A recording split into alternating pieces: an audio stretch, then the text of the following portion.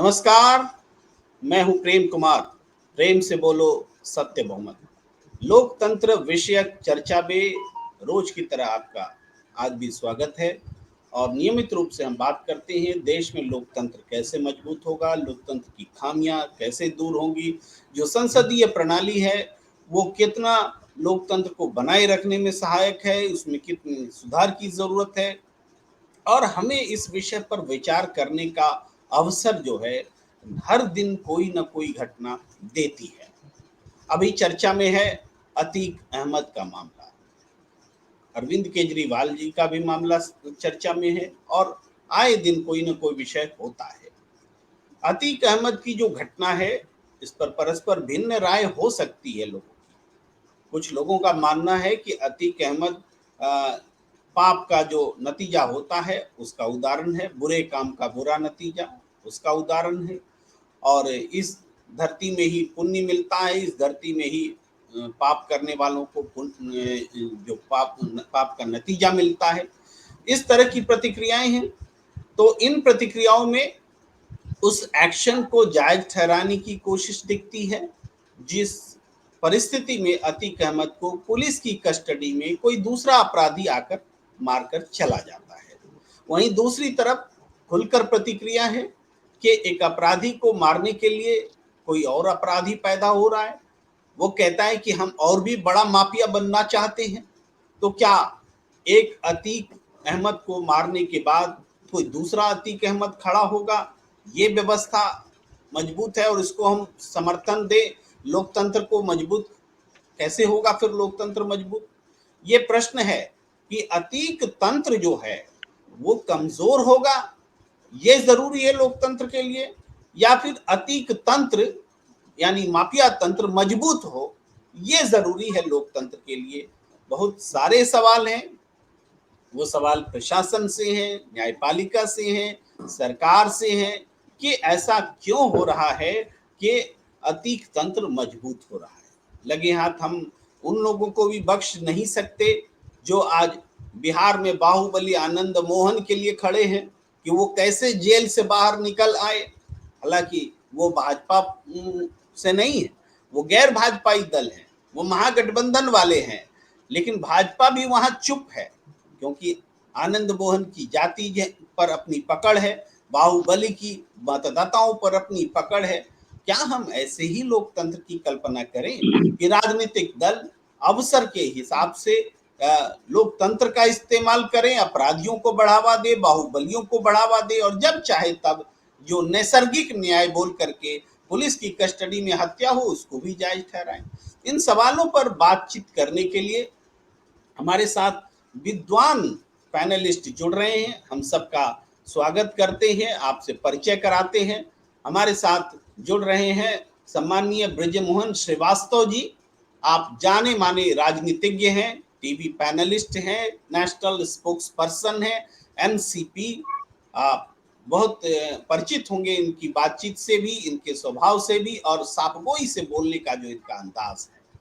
हमारे साथ जुड़ रहे हैं सुनील पांडे जी, सीनियर जर्नलिस्ट हैं, बिहार से जुड़ रहे हैं, पटना से जुड़ रहे हैं। आपका बहुत बहुत स्वागत है, हमारे मित्र हैं। और हमारे साथ जुड़ रहे हैं सम्माननीय सत्यदेव चौधरी जी, रोज की तरह आपका भी बहुत बहुत स्वागत है।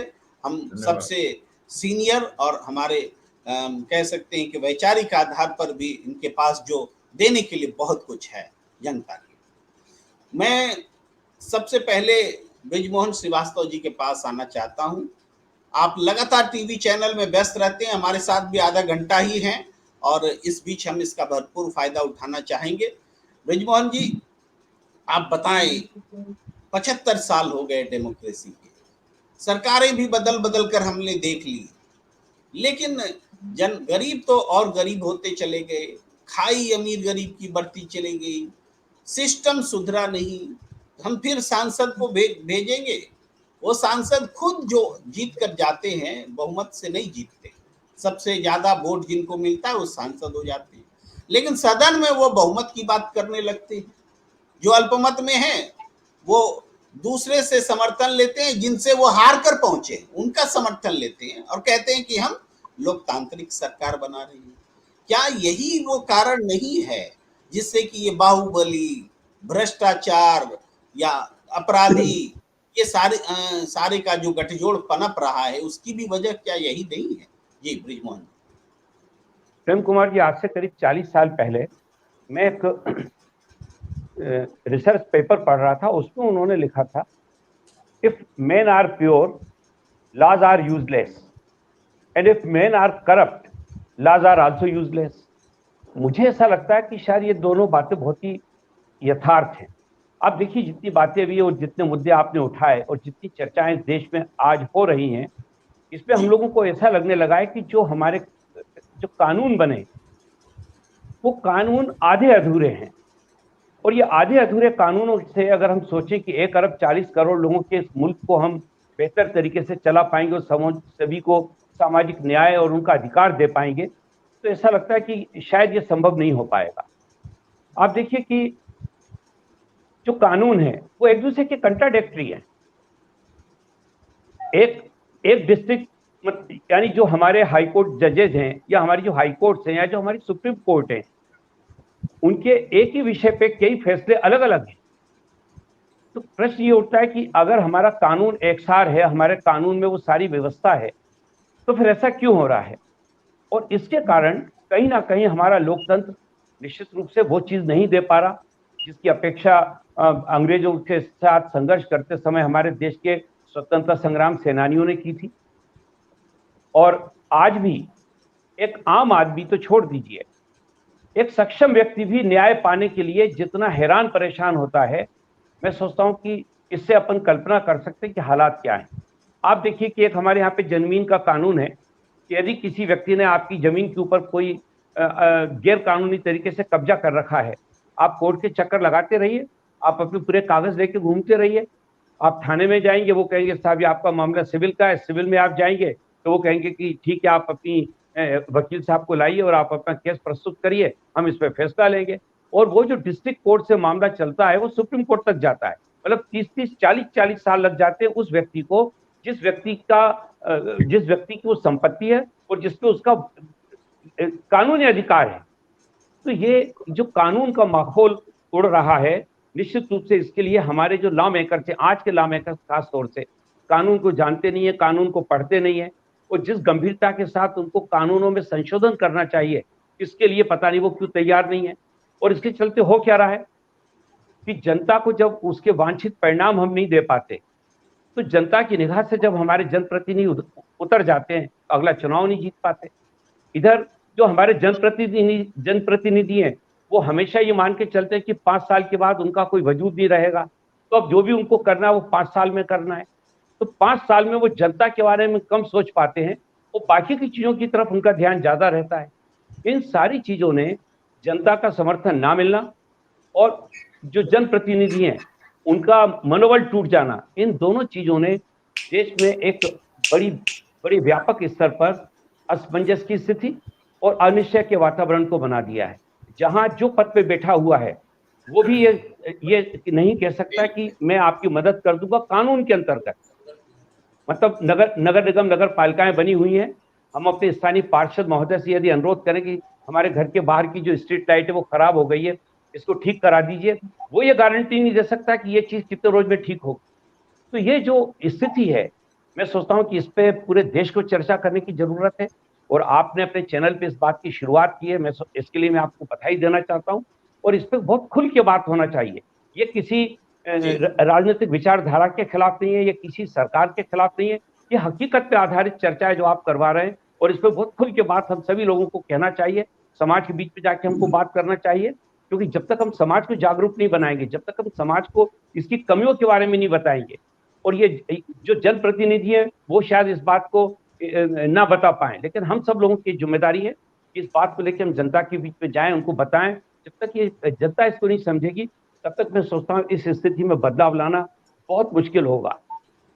जी, बहुत महत्वपूर्ण बात और बहुत प्रभावशाली तरीके से आप कर रहे हैं। सत्यदेव चौधरी जी को मैं शामिल करना चाहता हूँ इस चर्चा में। बहुत व्यवहारिक बात कही है बृजमोहन श्रीवास्तव जी ने।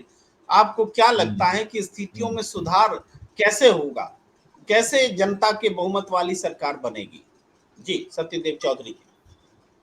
जी धन्यवाद प्रेम जी। मैं थोड़ी सी बात को पहले अतीत संस्कृति कर लेना चाहता हूँ। ये जो भी सबसे पहले तो हमारे नेता लोग इन अपराधियों को प्रोत्साहित करते हैं, खाली वोटों के लिए, चुनाव जीतने के लिए इन दबंगियों को, बाहुबलियों को और अपराधियों को सबसे पहले तो इनको प्रोत्साहित देके अपने इनको अपराध करने के लिए बढ़ावा देते हैं, अपराध करने के लिए प्रोत्साहित करते हैं। और फिर जब एक ऐसी स्थिति आ जाती है कि जब वो अपराधी ही अपने आप को थोड़ा बाहुबली और दबंगी समझने लग जाते हैं, तब उनका वही मुकाबला, उन नेताओं का ही मुकाबला वो बाहुबली और ये अपराधी लोग करने लग जाते हैं, तो फिर वो उनके दुश्मन बन जाते हैं। तो आप उनका फिर उनको आप अपने आप ही आप कोर्ट बन जाते हैं, अपने आप ही वकील बन जाते हैं, अपने आप ही पुलिस बन जाते हैं और अपने आप ही सजा देने वाले बन जाते हैं। जो काम जिसका है उसको वो ना करके सारे काम मेरे विचार से तो ये नेता लोग ही करने लग जाते हैं। और उसी का परिणाम हम आज देख रहे हैं कि पुलिस की कस्टडी के अंदर भी, चाहे वो अपराधी हैं या नहीं है, तो अपराधी का फैसला तो फिर कोई कोर्ट करेगी ना, न्यायालय करेगा। और जब न्यायालय फैसला नहीं करता है और पुलिस वाले ही उसका फैसला कर देते हैं और गोली मार देते हैं, तो ये तो एक कोई सभ्य समाज की एक न्यायिक प्रक्रिया नहीं है। अब ब्रिजमोहन जी कह रहे थे जी कि कानून आधे अधूरे हैं, तो कानूनी कानून आधे अधूरे नहीं है।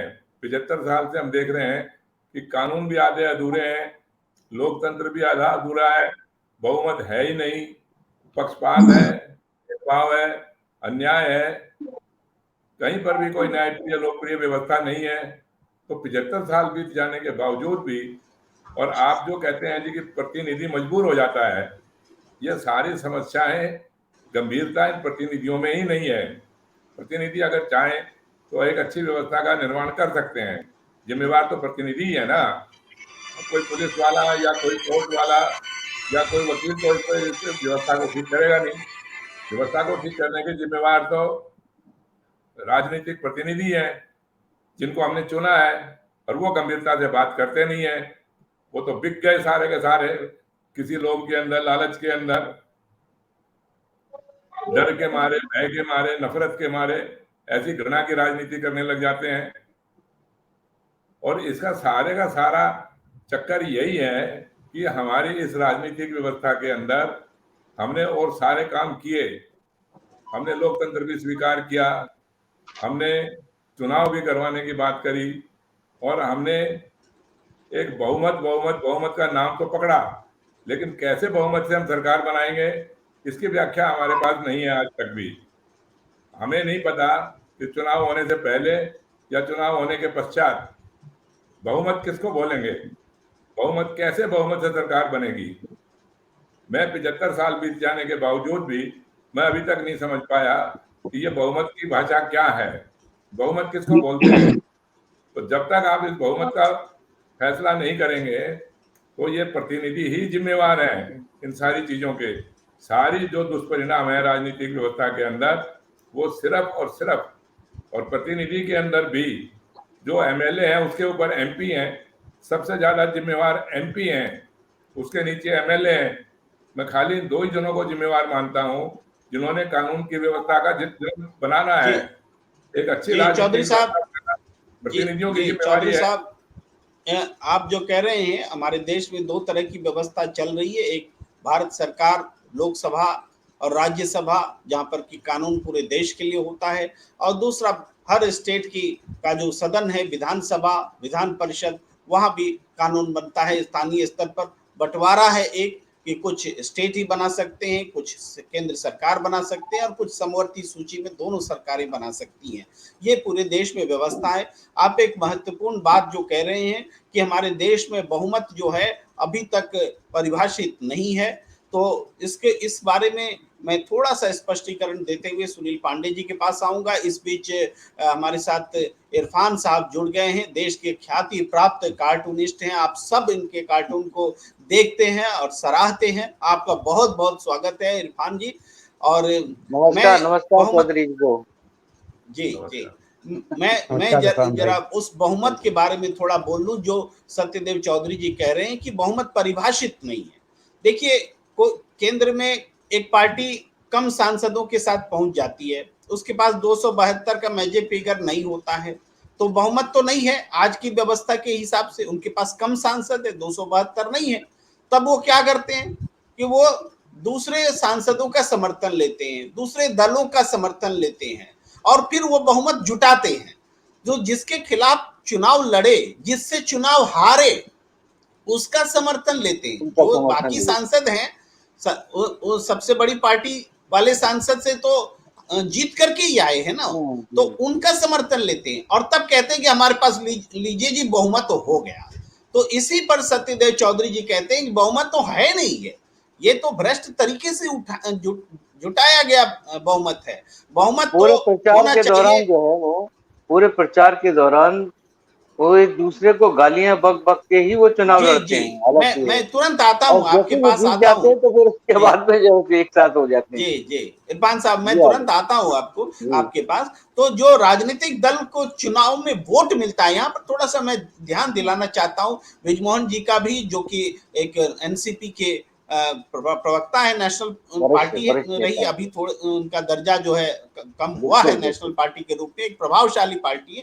तो मैं ये कह रहा हूं कि राजनीतिक दल को जो वोट्स मिलते हैं, तो जो सरकार बनाते समय केवल उन्हीं वोट्स को हम काउंट कर पाते हैं जो जीते हुए सांसदों को मिले।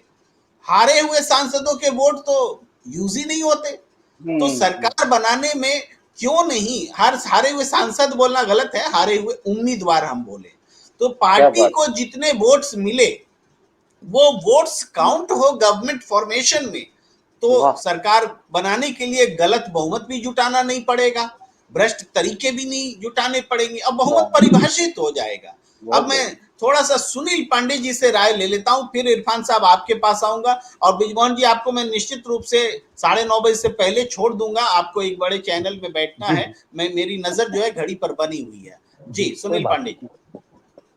देखिए, 2-3 बातें हैं प्रेम जी। जैसे अभी संसदीय जो व्यवस्था है, जो केंद्र में सरकार है, जहां तक मुझे याद है 39% इनको वोट मिला, 37 सीट्स में 37 ओवरऑल पोल्ड वोट्स का। अब पूरे अगर हम बोले कि जितने वोटर हैं तो उसका 25%। जी हाँ, लेकिन सरकार बनाने में कामयाब हो गए, चूंकि उनके संसद सदस्यों की संख्या ज्यादा। अभी की व्यवस्था के तहत वो सरकार बनाने में सक्षम हो गए। ये बहस का मुद्दा हो सकता है, लगातार इस पर आप बात भी कर रहे हैं। सत्यदेव जी हमारे वरिष्ठ मित्र हैं और ये इसी इशू को लेकर आप लोग लंबे समय से संघर्ष कर रहे हैं। उम्मीद करता हूं इसमें कोई दो राय नहीं कि पूरे संसदीय व्यवस्था, न्यायिक व्यवस्था और प्रशासनिक व्यवस्था को आमूल परिवर्तन की जरूरत है। 70 वर्ष गुजर गया, लेकिन जहां तक मुझे जानकारी है कि संविधान बनने के दूसरे या तीसरे दिन ही संशोधन की स्थिति आ गई थी। तो ये तो अव्यवहारिक, अपरिपक्व संविधान बनने की गवाही देता है। रही दूसरी बात कि अतीक अहमद की बात हो या बिहार की बात हो, जैसे नीतीश कुमार ने उन्हीं व्यक्ति को चुनाव में हराकर सरकार बनाई जिसके साथ अभी सरकार चला रहे हैं। मतलब यह कि इनके पास कोई इशू नहीं है, कोई प्रिंसिपल नहीं है, सत्ता जरूरी है, इस पर काम किया जा रहा है।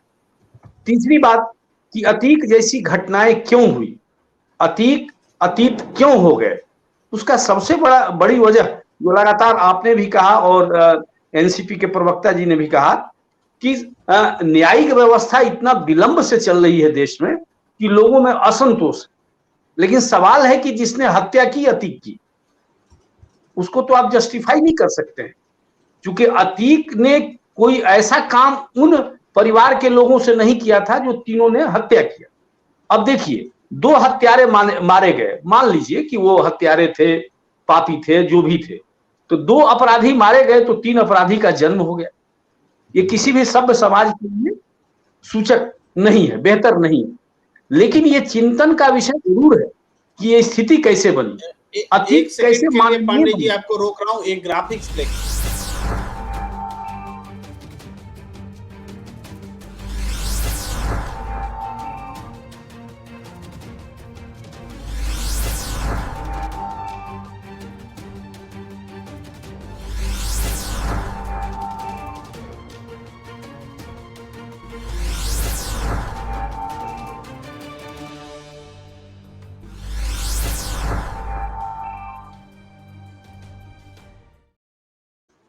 जी सुनील पांडे जी, ये ग्राफिक्स मैंने इसलिए हाँ। दिखाए क्योंकि सुप्रीम कोर्ट ने भरोसा दिया था अतीक अहमद को। जब वो सुप्रीम कोर्ट बिल्कुल। गए थे ये दोनों भाई, और इस बात हाँ। पर विवाद है कि मैं गए थे बोलूं या गया था बोलूं, लेकिन दोनों पूर्व सांसद भी रहे हैं, तो मैं मान लेता हूं कि जब लालू जी बोलता हूं तो चलिए दूसरों को भी मुझे बोलना पड़ेगा, या तो सबके साथ एक जैसा व्यवहार रखूं। तो बिल्कुल। आप प्लीज अपनी बात रखें आगे कि सुप्रीम हाँ। कोर्ट के वचन की भी वैल्यू नहीं रही। जी नहीं रही। और जो आपने ग्राफिक्स दिखाया, इससे मुझे एक बात याद आ गई, जो आज या कल विधानसभा में अखिलेश बोल रहे थे योगी आदित्यनाथ को, कि आपके यहाँ इलाहाबाद में लोग सुरक्षित नहीं है, हत्या हो रही है। लेकिन देखिए, जब योगी उनको जवाब देने लगे, अखिलेश जब प्रश्न अपना रख रहे थे, तो उमेश पाल की हत्या को वो छुपा गए कि दिन दहाड़े वही इलाहाबाद में उसकी भी हत्या हुई, प्रयागराज में हत्या हुई, और अतीक की भी हत्या हुई। अब सवाल था, योगी जब उनको जवाब देने लगे तो उन्होंने कहा कि अतीक को किसने अतीक बनाया, अपराधी किसने बनाया। मेरा मानना है, सब इस बात से सहमत होंगे कि सत्ता संरक्षण जहां मिलेगा वहां हर चीज पनपेगा या विनाश होगा। आपको 80-90 की दशक की याद होगी। एक इस महत्वपूर्ण नोट पर हम थोड़ा सा ट्रांसफर करते हैं आपकी बात को इरफान साहब के पास, कि सत्ता का संरक्षण जब अपराधियों को मिलेगा तो अपराध बढ़ेगा, और सत्ता का संरक्षण मिलता है। कोई पार्टी ऐसी नहीं है जिसने अपराधियों को संरक्षण नहीं दिया।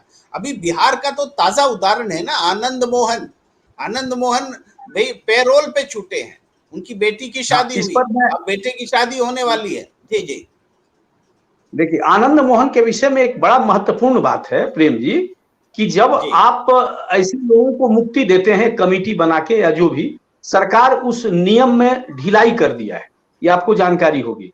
जबकि वही मैं बताने जा रहा था। जी 3 महीने पहले जब ये पेशी के लिए सहरसा से पटना लाए गए तो मौज मस्ती करने लगे। भाई साहब, 3 महीने पहले यदि उनकी चारित्रिक गतिविधि ऐसी रही हो तो आप कैसे उनको माफी की बात कर रहे हैं।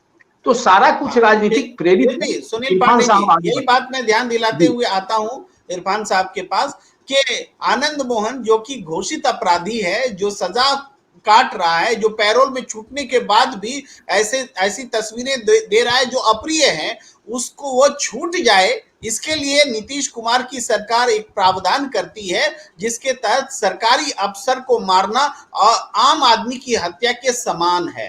सरकारी अफसर को मारने के कारण ही इनकी पहले से रिहाई नहीं संभव हो पा रही थी, तो इस कानून को ही अमेंड कर दिया जा रहा है। तो अब बताइए कि अपराधी के साथ कौन पार्टी नहीं खड़ी है। जी सरकार, जितने भी सरकारी ये तंत्र है, वो सारे अपने लोगों को, अपने समर्थक लोगों के लिए आधी रात को कानून जो है बन जाते हैं और बदलाव कर दिए जाते हैं। तो इस स्थिति में भी यही वाली बात हुई है। आनंद मोहन वाले मामले में भी मुझे लग रहा है कि सरकार के करीबी होने पर और उनको जो वोट बैंक का जो फायदा अब लेना है आगे, उसके कारण जो है उसको छूट देने का वजह है। जी इरफान साहब, मैं क्षमा के साथ आपको थोड़ा सा रोकने की इजाजत मांगता हूं, क्योंकि मुझे ब्रिजमोहन श्रीवास्तव जी को छोड़ना है, रिलीव करना है। ब्रिजमोहन श्रीवास्तव जी, ब्रजमोहन जी को सुनना बहुत जरूरी है। जी आपसे सवाल है, हम तो सीधे तौर पर कह रहे हैं कि ये लोकतंत्र उत्तरदायी कैसे होगा अगर राजनीतिक दल उत्तरदायी तो लेने को तैयार नहीं है। देखिए, इसके लिए जो मैं अपने अनुभव से महसूस करता हूँ वो आपके सामने रख सकता हूँ। एक तो जिन लोगों को हम टिकट देना चाहते हैं, जो भी पॉलिटिकल पार्टी टिकट देना चाहती है, जिन लोगों को टिकट देना चाहती है, उनकी घोषणा, या जो लोग चुनाव लड़ना चाहते हैं वो 6 महीने पहले इस बात की घोषणा करें कि वो हम चुनाव लड़ना चाहते हैं अपने पूरे बायोडेटा के साथ, जिससे कि मतदाता उसके मामले में पूरी तौर से जानकारी प्राप्त कर सके। अभी होता क्या है कि अभी ये किया इलेक्शन कमीशन ऑफ इंडिया ने कि जो भी लोग चुनाव लड़ना चाहते हैं, पार्टियां उनके बारे में जानकारी सार्वजनिक रूप से वेबसाइट पे देंगी, पेपरों में देगी, कब, जब वो नॉमिनेशन भरने के करीब होते हैं। तो लोगों के लिए संभव नहीं होता कि उसके बारे में वो पूरी जानकारी ले पाए। मैं सोचता हूं कि इसके लिए एक लंबा समय देना चाहिए। दूसरा, जो भी जनप्रतिनिधि हम बनाना चाहते हैं, हम मतलब राजनीतिक दल, वो अपने उस आदमी को तैयार करें इस बात के लिए जो पद उनको, जिस पद के लिए वो उसको खड़ा कर रहे हैं। उदाहरण के लिए मैं आपसे कहना चाहता हूं कि नगर निगम के पार्षद को जब हम खड़ा करना चाहते हैं, ना हम उसे सैनिटेशन के बारे में बताते हैं, ना हम उसे ड्रेनेज के बारे में बताते हैं, ना हम उसको सीवेज सिस्टम के बारे में कोई जानकारी देते हैं, ना हम उसको पानी की प्यूरिफिकेशन के बारे में कोई जानकारी देते हैं। जब तक वो इन बातों को समझता तब तक 5 साल पूरे हो जाते हैं। तो जनता की निगाह में वो नकारा हो चुका होता, अगला वो चुनाव ही नहीं जीत पाता। अब जो उसका अनुभव है वो बेकार हो गया, क्योंकि अब वो चुनाव जीत नहीं पा रहा, वो उसका अनुभव किसी के काम नहीं आ रहा। यही हाल कमोवेश करीब करीब विधायकों के लिए भी हो गया है। आप देखिए कि अगर हम टर्नआउट उठा के देखें लोकसभा और विधानसभाओं में, तो जो लोग चुनाव लड़के जीते हैं उनका 50% ही फिर से इलेक्ट होकर वापस आ पा रहा है, मतलब 50% तो बाहर हो रहा है। तो ये जो सारी चीजें हैं, इन पे बहुत राजनीतिक दलों को सोचने की जरूरत है। ये इससे कोई इनकार नहीं कर सकता, क्योंकि आखिर हमारा इतना टर्नआउट इतना वीक क्यों है कि 50% लोग फिर से चुनाव जीत के आ पा रहे हैं।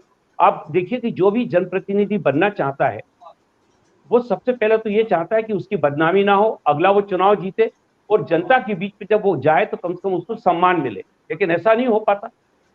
ऐसा इसलिए नहीं हो पा रहा, एक तरफ उसकी जानकारी का अभाव है, दूसरा सर इसमें एक बहुत बड़ी महत्वपूर्ण बात यह भी है कि आदमी हमको चुन के भेज देता है।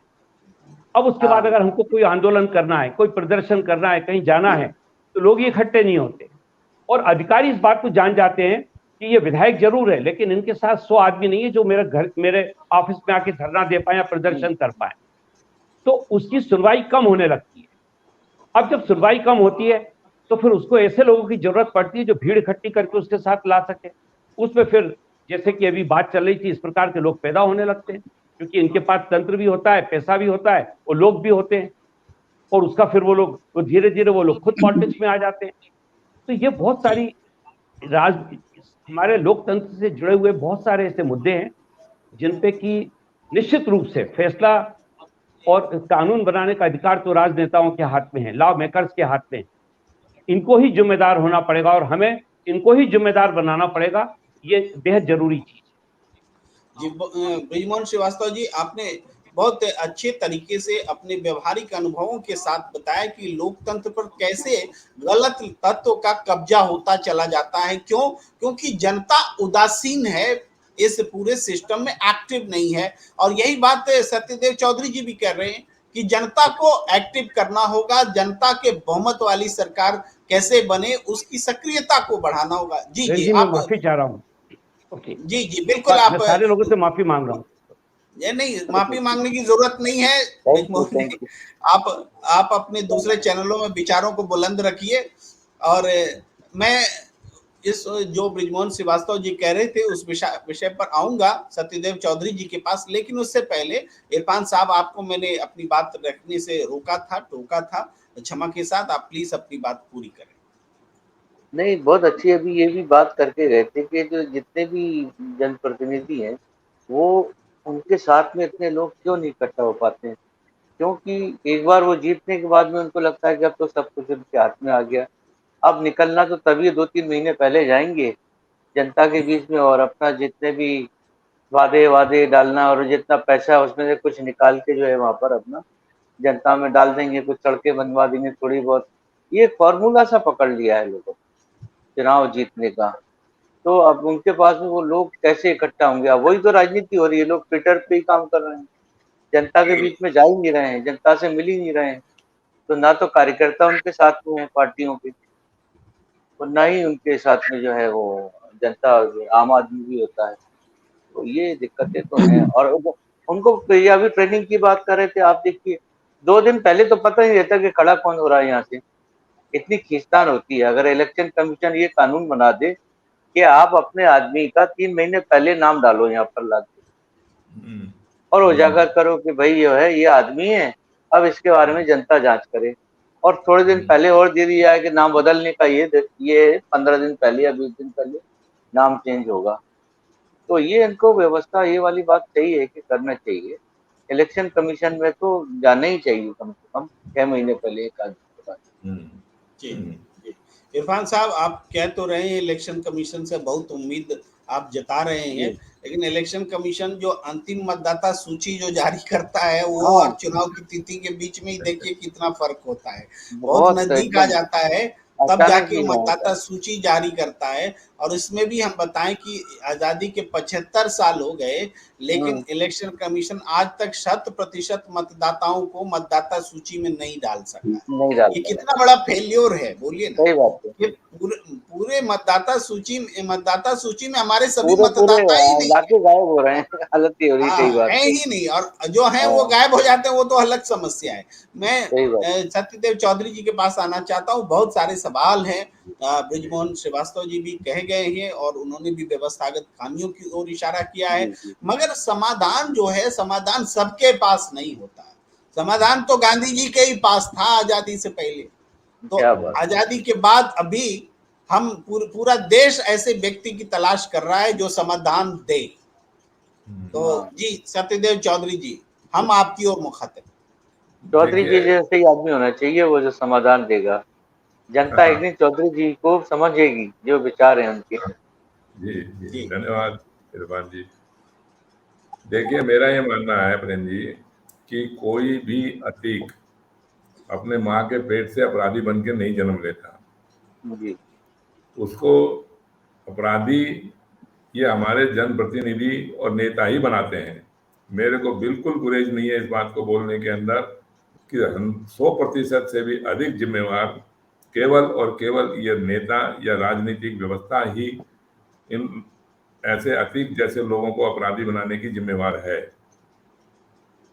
आप इस तरीके, क्योंकि इनको चुनावी व्यवस्था के अंदर आम मतदाता नहीं चाहिए। आम मतदाताओं की कोई भागीदारी इनको चाहिए ही नहीं। अब जितने मर्जी लोग वोट ना डालें, इनको कोई मतलब नहीं है। इनको तो मुट्ठी भर अपराधी चाहिए जो दबंगीपना दिखा के किसी तरीके से भी लोगों को डरा धमका के थोड़े से वोट ले लें और जीत जाएं और सरकार पर कब्जा जी कर लें। चौधरी साहब, बस आपकी बात में एक बात जोड़ते हुए थोड़ा सा स्मरण करा देना चाहते हैं कि ये वही अतीक अहमद थे जिन्होंने गेस्ट हाउस कांड में मायावती जी के साथ में जो हादसा हुआ था, जो अच्छा, अभद्रता हाँ। हुई थी, जो जान को खतरा हुआ था, उसमें इसी बाहुबली का इस्तेमाल हुआ था। जी चौधरी साहब। हाँ, तो देखिए, मेरे को इनके इतिहास के बारे में मालूम नहीं है, इनकी क्या जन्म कुंडली है क्या नहीं है, मेरे को उसके बारे में कोई व्यक्तिगत जानकारी भी नहीं है और मेरी कोई दिलचस्पी भी नहीं है जानकारी लेने। मैं एक सामान्य बात ये करना चाहता हूँ कि जितने भी अपराधी हैं, जितने भी भ्रष्टाचारी हैं, जितने भी ये दबंगी बाहुबली लोग हैं, ये सिर्फ और सिर्फ इन नेताओं की उपज है, हमारे जनप्रतिनिधियों की ही उपज है। ये जनप्रतिनिधि ऐसी राजनीतिक व्यवस्था के ऊपर कोई विकल्प की चर्चा क्यों नहीं करते? आज हम सारा दिन, पूरा हफ्ता, पूरा महीना, पूरा साल, पूरे 5 साल खाली इसी चकचकबाजी के अंदर निकाल देते हैं कि व्यक्तिगत रूप से उसने उस आतंकी ने ऐसा कर दिया, उस पार्टी ने ऐसा कर दिया, उस नेता ने ऐसे कर दिया। तो भाई इसका रास्ता भी तो बनाइए ना, इसका समाधान क्या है, इसके ऊपर भी तो चर्चा करिए फिर। और समाधान देखिए, मैं तो एक ही समाधान जानता हूं कि जब तक आप इन सांसदों के बहुमत से सरकार बनाते रहेंगे तब तक इन समस्या का कोई समाधान होने वाला है नहीं, और ये जनप्रतिनिधि ही इसके जिम्मेदार है। और जब तक इन जनप्रतिनिधियों के बहुमत से सरकार बनाओगे तब तक ये कुछ होने वाला नहीं है। जो मतदाता, जो लोग मतदान के अंदर भाग लेते हैं, वोट के अंदर भाग लेते हैं, जो वोटर हैं, उनके बहुमत से आप सरकार बनाना आरंभ कर दीजिए, तो इन जनप्रतिनिधियों का अपने आप कानून भी ठीक बनने लग जाएंगे और अपने आप ही अपराधियों को और जितने भी भ्रष्टाचारियों को, दबंगियों को जो प्रोत्साहन मिलता है वो भी खत्म हो जाएगा। जी इसके सिवाय तो कोई भी रास्ता नहीं है कि मतदाताओं के बहुमत से ही सरकार बने। और इसमें आपत्ति क्या है? इसके ऊपर आप चर्चा करिए ना, इसके ऊपर आप चर्चा करिए कि मतदाताओं के बहुमत से सरकार बनाने में हमें कौन रोक रहा है। और आज आप कह रहे हैं जी कि इन नेताओं के साथ में जन आंदोलन नहीं होते। जन आंदोलन क्यों करें? आज हम स्वतंत्र राजनीति के अंदर रह रहे हैं, आज हम कोई अंग्रेजों के गुलाम तो है नहीं। हमें आज की अपनी राजनीतिक व्यवस्था में, अपनी स्वतंत्र राजनीतिक व्यवस्था में, जिसमें हमने वोट दे दिया, हमने चुन के सरकार बना ली, फिर भी हम अपने ही नेताओं के आगे गिड़गिड़ाने के लिए आंदोलन करें, पुलिस के डंडे खाएं, इन्हीं को ज्ञापन दें, याद दिलवाएं कि ये काम करना है। ये हमारा काम नहीं है, ये हमारे मतदाता का काम है ही नहीं। हम बिल्कुल आंदोलन नहीं करना चाहते, आंदोलनों के अंदर हम अपना समय बर्बाद नहीं करना चाहते। खुद भी हम अपना डिस्टर्ब हों और दूसरों को भी डिस्टर्ब करें, नाम काम करें ना दूसरे को काम करने दें। जी ये क्या राजनीतिक व्यवस्था? हम आजाद है ना आज, तो हमारी स्वतंत्र, हम कोई गुलामी की व्यवस्था तो है नहीं। आज तो हम जी स्वतंत्र बिल्कुल। हैं। इस बात को थोड़ा मैं रखते हुए सुनील पांडे जी के पास आऊंगा कि भाई गांधी जी को तो जरूरत थी कि वो देश में सत्याग्रह करें, क्योंकि उनको अंग्रेजों को भगाना था, जनता को जागरूक करना था। लेकिन आजाद भारत में ऐसा तो है नहीं, हमारी सरकार है या हमारी सरकार होनी चाहिए या हमारी सरकार नहीं है, तो हम चिंतित हैं कि हमारे बहुमत वाली सरकार क्यों नहीं है। तो ऐसे में हम अपनी ही सिस्टम के खिलाफ में अगर आंदोलन कर रहे हैं तो ये एक तरह से हमारी दुर्दशा को बता रहा है, हमारी लोकतांत्रिक व्यवस्था की कमजोरी है कि हम मजबूर हो रहे हैं उन्हीं तरीकों को अपनाने के लिए जो गुलाम दिनों में हम अपनाया करते थे। जी सुनील पांडे जी। देखिए, हम लोगों की जो भी बातचीत है वो राजनीतिक सूचिता के तलाश में हम लोग बैठे हैं। बार बार राजनीतिक सूचिता की बात कर रहे हैं कि किसको कैसे कायम किया जाए। मेरे स्मरण में कई आंदोलन देश में हुए और दुर्भाग्य से नॉन पॉलिटिकल लोग ही यहाँ बैठे हुए हैं। थोड़ी बहुत सत्यदेव जी संभव है कि राजनीतिक रुचि रखते हों या एक्टिव हों, लेकिन शेष तीनों आदमी हम लोग नॉन पॉलिटिकल हैं, विचारक हैं, विश्लेषण कर सकते हैं। अब सवाल है कि 2-3 आंदोलन देश में हमारे होश में जो हुए वो भी गडमड किए। जब आपको मौका मिला कि आप एक बड़े बदलाव ला सकते हैं, बड़े बदलाव ला सकते हैं, प्रेम जी, किसी ने बदलाव नहीं लाया। तो सवाल है कि पूरा गंगा का जल ही खराब हो गया, खारा हो गया है, तो इसको गंगा की पूरी सफाई कौन करेगा और कैसे होगा? ये सिर्फ विचार तक आके हम लोग अटक जा रहे हैं। क्योंकि मेरा मानना है कि कोई भी आज के परिस्थिति में थोड़ी सी टिप्पणी ले लेते हैं पांडे जी, थोड़ी सी हाँ, टिप्पणी लिया ले जाए। लेते हैं चौधरी साहब। देखिए, आपने कहा कि हम लोग राजनीतिक नहीं है, शायद मैं भी इतना ऐसा राजनीतिक नहीं हूं जैसा आप लोग हैं वैसा ही हैं, लेकिन हम सब लोग वोटर तो हैं। बिल्कुल बात- बिल्कुल बात बिल्कुल नहीं कि हम वोटर सबसे नहीं बड़ी है। बात ये है। तो हम वोटर बिल्कुल, जब वोटर राजनेताओं को वोट दे रहे हैं, प्रतिनिधियों बनाने के लिए जब हम वोट दे रहे हैं, तो हम ये कैसे कह सकते हैं कि हम राजनीति नहीं करते? हम राजनीति क्यों नहीं ठीक करते? है। करते हैं। मैं इस बात से असहमत नहीं हूं, लेकिन मेरा कहना है कि जो फुल टाइम पॉलिटिक्स करता हो और जो सिर्फ वोट देना जानता हो, वोट से ही सारा बदलाव आता है, इसमें दो राय नहीं है। हाँ, लेकिन भूमिका तो थोड़ी बहुत अंतर तो पड़ता ही है। जैसे हम लोग पत्रकारिता कर रहे हैं तो हमारी मुख्य भूमिका समीक्षा करने की हो जाती है, विश्लेषण करने की हो जाती है। हम दूसरे तरफ रहते राजनेता तो कानून बनाना, कानून तोड़ना या जो भी चीजें हैं उसमें हमारी सहभागिता रहती।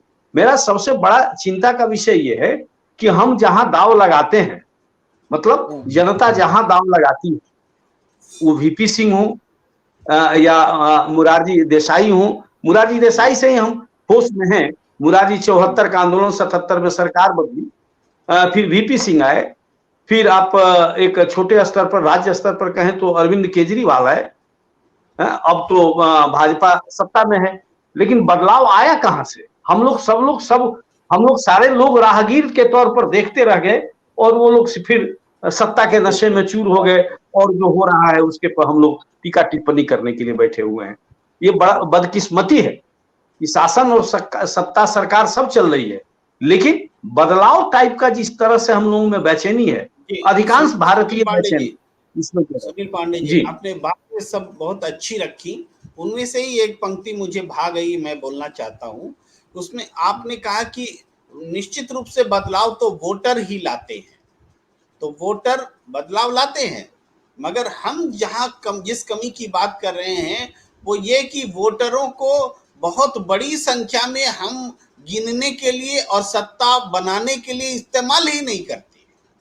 बड़ी संख्या में ऐसे वोटर हैं जिनका इस्तेमाल सरकार बनाने में नहीं होता है। तो कहां वोटर सरकार बना रहे? इसका मतलब है कि ये बात जो है कि वोटर सरकार बनाते हैं और बदलते हैं, इसमें पूर्णता सच्चाई नहीं है जहां हम ध्यान दिलाना चाहते हैं। अब आपकी इजाजत से मैं इरफान साहब को शामिल करता हूँ आगे चर्चा बढ़ाने के लिए। जी इरफान। बिल्कुल आपने एकदम सही कहा कि वोटर की ताकत सबसे बड़ी ताकत है। नेता लोग क्या करते हैं, वो आपस में जोड़ तोड़ करके और गठबंधन की राजनीति कर लेते हैं, जिसका विरोध हम लोग चौधरी जी के नेतृत्व में इस आवाज को ऊपर ले जाने के लिए प्रयास कर रहे हैं। तो उनका कहना यही है कि वोटर की ताकत जब तक नहीं होगी तब तक ये नेता जो है बंदरबांट करते रहेंगे, और उससे ही छुटकारा लेने के लिए हमको इसके लिए ताकत पूरी लगानी पड़ेगी। लोगों को जन जन तक ये वाली बात पहुंचानी पड़ेगी कि वोटर की ताकत। आपने बहुत अच्छी एक बात कही, मैंने अभी देखी कि आपने कहा हारे हुआ जो आदमी है उसके वोट का क्या हुआ, इतने सारे वोट पड़े उसको, और उसको भी तो लोगों ने वोट दिया है, उन वोटों का क्या हुआ, उनको गिना जाए।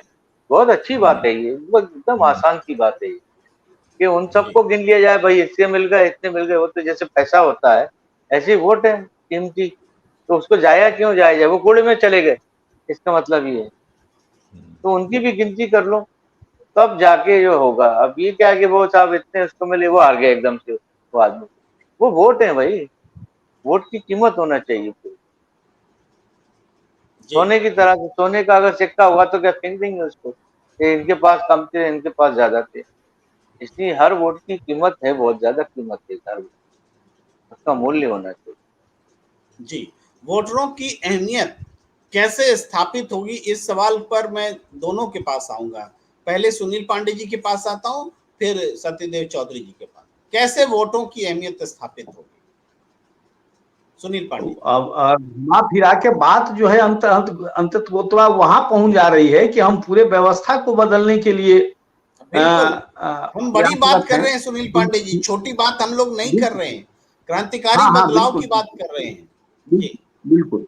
अब इसमें ये बात जरूर है कि जो अभी व्यवस्था है उसके तहत हम कैसे बदलाव लाएं, ये भी हमारे सोच का हिस्सा होना चाहिए। आप जिस बदलाव की कल्पना कर रहे हैं या कोशिश कर रहे हैं, ईश्वर करे वो सुनील पांडे जी, बदलाव आए। आपको और आपके मुंह में क्या बोलते हैं, घी शक्कर। आप जो बोल रहे हैं चौधरी साहब वही सोच रहे हैं। हाँ, सत्यदेव बिल्कुल चौधरी जी बिल्कुल ने तय किया है कि चांदनी चौक इलाके से वो इसी व्यवस्था में रहते हुए चुनाव लड़ेंगे और ये बताएंगे, अरे सत्य बहुमत के विचार को स्थापित करेंगे। अगर उनकी जीत हुई, पूरा देश फिर सत्य बहुमत के विचार पर मंथन करेगा। ये आप जो देखिए बोले आरटीआई में एग्जैक्टली वैसा ही आरटीआई आया, कदम उन्होंने देखिए उठाया। लोकपाल की बात हुई, ये भी एक नए तो विचार थे ना। अब एक नया विचार ये, बिल्कुल। तो उसमें भी ऐसे अगर लोग लगेंगे तो अंततः ये लाइन भी आ ही जाएगी। आप देखना एक दिन जरूर आएगा ये विचार हाँ, देश जी के अंदर, इसमें और ये चलेगा। इरफान साहब, इसमें दो राय नहीं है। जहां से हम लोग चले थे 47 या 50 से अब तक कई बदलाव आए, और बिल्कुल। इस देश ने टीएन शेषन को भी देखा, केजी राव हाँ को भी देखा, और उस हाँ, बदलाव का फायदा भी दिखा। बिहार बिल्कुल। उसका गवाह है ना।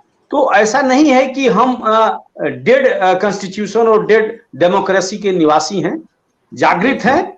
और चौधरी साहब जैसे लोग अभिभावक के तौर पर मिलते रहेंगे इस देश को, तो ये बदलाव आएगा। प्रार्थना ऊपर वाले आप की एक कि उनका छोटा सा स्वास्थ्य उदाहरण अच्छा देखिए। रहेगा, बहुत अच्छा सर स्वास्थ्य मैं रहे एक उनका। छोटा सा उदाहरण हाँ, सर मैं जी एक छोटा जी सा उदाहरण दे रहा हूं। प्रशांत किशोर को हर लोग जानता है। प्रशांत किशोर पिछले 6-7 महीनों से गांव का दौरा कर रहा है। वो आदमी एक विज्ञापन आ रहा है ठंडा उनका यूट्यूब पे आजकल।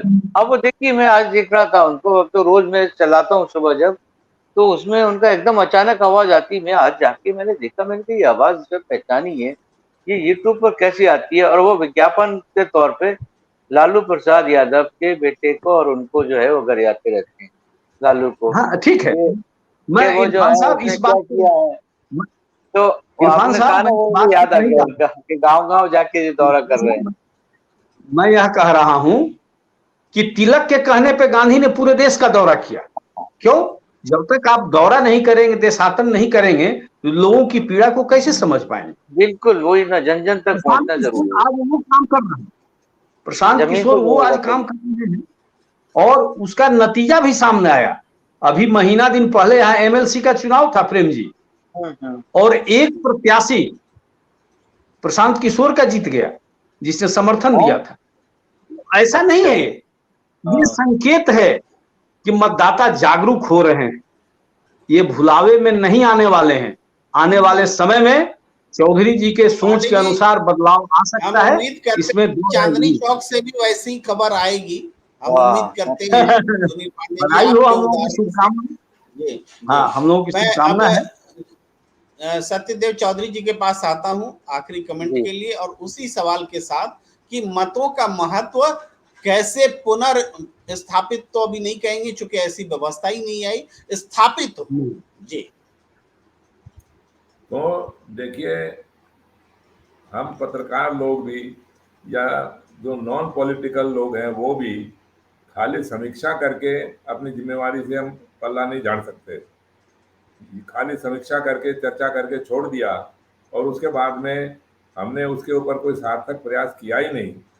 अभी तक हम ये तो मान सकते थे जी कि हमने कोई ऐसा राजनीतिक विकल्प नहीं दिया, इसलिए सिवाय चर्चा करने के हमारे पास में और कोई रास्ता नहीं था। लेकिन आज जब हम एक पूरी राजनीतिक व्यवस्था आपको दे रहे हैं, पूरी राजनीतिक व्यवस्था सत्य बहुमत की राजनीति के आधार के ऊपर सत्य बहुमत पार्टी को रजिस्टर करवा के चुनाव लड़ने की बात कर रहे हैं, तो अब तो केवल समीक्षा करने से बात नहीं बनेगी।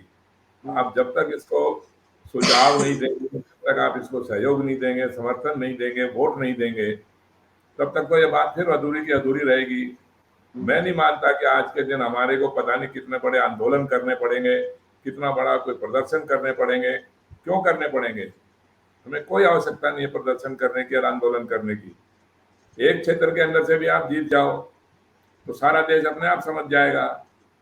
जब हमने चांदनी चौक की जैसे बात करी प्रेम जी ने अभी, चांदनी चौक क्षेत्र के अंदर आप इसकी चर्चा बना के सब लोग इकट्ठे होकर चांदनी चौक में इसको समर्थन दे दो। आप मेरे को बोलेंगे तो मैं चुनाव में भाग लूंगा, किसी और को तैयार करना है तो किसी और को चुनाव में भाग लेने के लिए तैयार कर लीजिए। मैं तो इसलिए तैयार हुआ कि भाई कोई और तैयार हुआ ही नहीं, और हम आखिरी टाइम के ऊपर थोड़ी 5 दिन पहले चुनाव में भाग लेंगे। वो तो हम सालों पहले तैयारी करेंगे, तब जाके जन जन तक पहुंचा जाएगा। बिल्कुल। इसी उद्देश्य के आधार के ऊपर, इसी लक्ष्य के आधार के ऊपर करीब 1 साल से ज्यादा तो हमें हो गया लोगों के बीच में जाते हुए, अपनी सत्य बहुमत के विचार को हैंडबिलों को बांटते हुए। तो आप खाली समीक्षा करने से बात नहीं बनेगी। खाली समीक्षा करने से बिल्कुल पीछा नहीं छूटेगा इस भ्रष्ट राजनीति से। और आप एक उदाहरण बना के देख लीजिए, 543 क्षेत्रों में से एक क्षेत्र के अंदर, चांदनी चौक क्षेत्र के अंदर अगर कोई एक सत्य बहुमत का उम्मीदवार जीत भी जाएगा मान लो, तो क्या पूरी राजनीति के अंदर क्या होने वाला है? लेकिन मेरा ये मानना है कि अगर एक क्षेत्र से, चांदनी चौक क्षेत्र से भी अगर सत्य बहुमत जीतेगा, पूरे देश की राजनीति में हड़कंप मचेगा और पूरे देश की राजनीति के लोग ये मान जाएंगे कि भाई हाँ, ये सत्य बहुमत की राजनीति ही एक ऐसा विकल्प है जिसके आधार के ऊपर हम एक भ्रष्ट राजनीति से पीछा छुड़वा सकते हैं। और उसी दिन 2024 के अंदर ही आप देख लेना, सत्य बहुमत की ही सरकार बनेगी, सब लोग आपके पीछे आ जाएंगे। सही बात। खाली समीक्षा करने से पीछा छुड़वाएंगे, आप पीछा नहीं छुड़वा सकते। खाली समीक्षा से बात बननी ही नहीं है। जी चौधरी साहब, जब सत्य बहुमत की सरकार कहते हैं तो सत्य बहुमत की सरकार का मतलब वो होता है जो जनता के मतों से बनी हुई सरकार। और एक उदाहरण के रूप में, एक अगर कोई चुनाव क्षेत्र में एक जीत होती है इस विचार की, तो ये विचार जो है दूसरे पार्टी पर भी असर डालेगा, और वो जैसे ही इस बात को स्वीकार करेंगे तो ये फिर बहुमत, जनता के बहुमत वाली सरकार का जो कॉन्सेप्ट है वो लागू होने लग जाएगा। तो आज की चर्चा को हम विराम देने का वक्त। आप सबका बहुत बहुत आभार, और हम इस चर्चा को आगे भी जारी रखेंगे। सत्य बहुमत की तलाश जारी रहेगी। सत्यदेव चौधरी जी, सुनील पांडे जी, इरफान साहब और ब्रिजमोहन श्रीवास्तव जी जो अभी स्क्रीन पर नहीं है, सबका बहुत बहुत आभार। आप दर्शकों का भी जो नियमित रूप से हमें देखते हैं और हमारे साथ चर्चा में जुड़े रहते हैं।